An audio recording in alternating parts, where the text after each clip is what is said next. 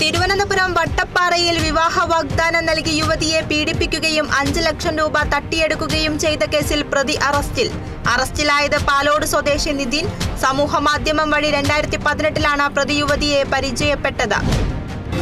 കൊല്ലം ശാസ്താംകോട്ടയിൽ ഓടിക്കൊണ്ടിരുന്ന ഓമ്നി വാനിന് തീപിടിച്ചു.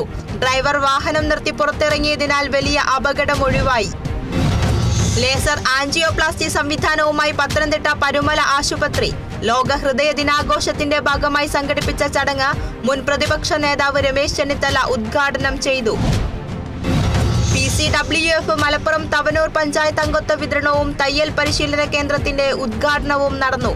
ആദ്യ മെമ്പർഷിപ്പ് വിതരണം സുലൈമാൻ ഹാജി മൂച്ചിങ്ങലിന് നൽകിക്കൊണ്ട് പൊന്നാനി മഖ്ദൂം MP മുത്തുക്കോയ തങ്ങൾ നിർവഹിച്ചു. തൃശൂർ പെരുവല്ലൂർ NSS കരയോഗം വാർഷിക പൊതുയോഗവും കുടുംബ സംഗമവും സംഘടിപ്പിച്ചു. NSS Chavakkad taluk union president K Gopalan master ഉദ്ഘാടനം ചെയ്തു.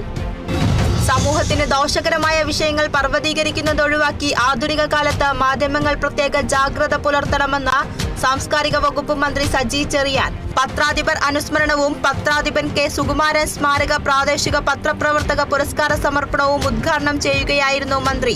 പരിപാടി സംഘടിപ്പിച്ചത് SNDP യോഗം മാന്നാർ യൂണിയനും കേരള കൗമുദിയും സംയുക്തമായി.